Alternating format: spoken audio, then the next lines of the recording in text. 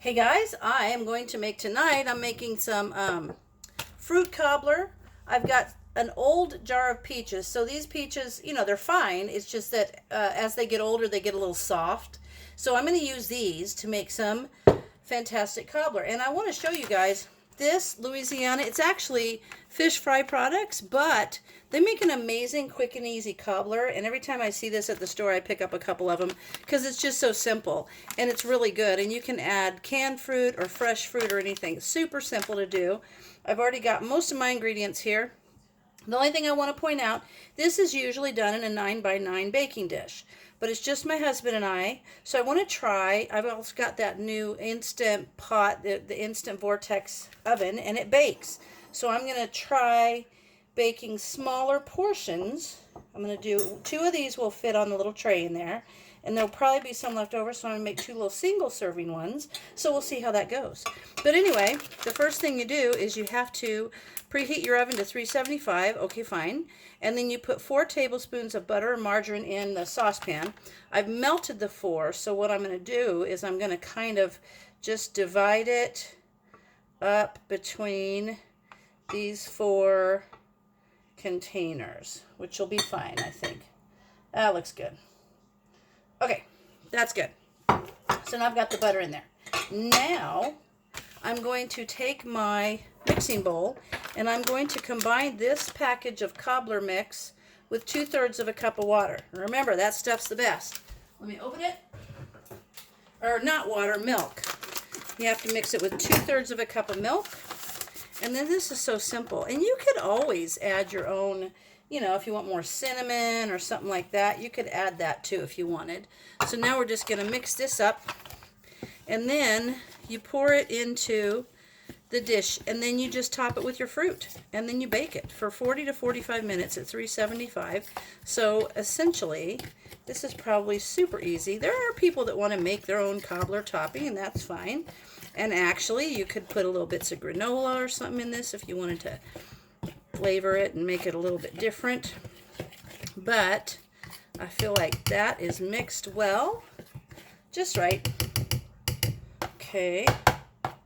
Now, I'm going to pour this evenly, about 1/3. So I'm going to put about 1/3 in here. That looks good. About 1/3 in here. And then mix that little bottom bit up a little bit more. Half and half of what's left over in these 2.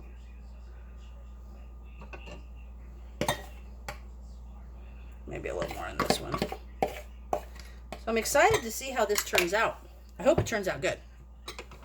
So now I'm going to pop the top on these, and you don't even have to drain them or take the juice off or anything.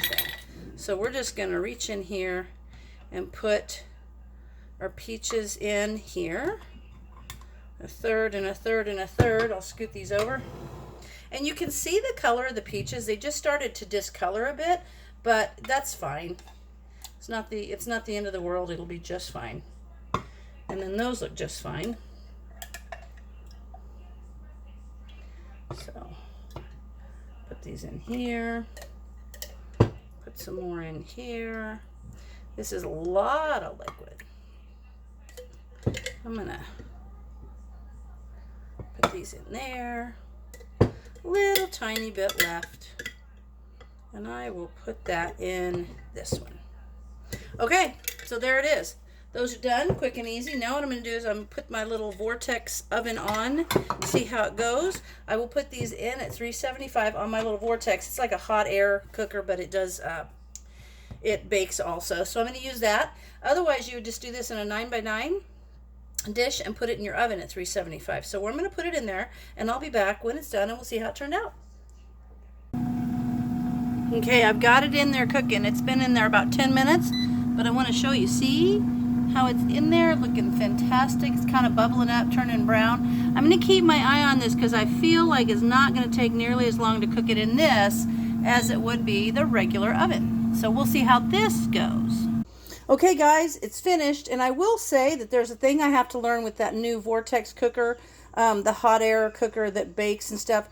it bakes faster than a traditional oven. So I'm going to have to cut everything down, I think by, they said like 20%.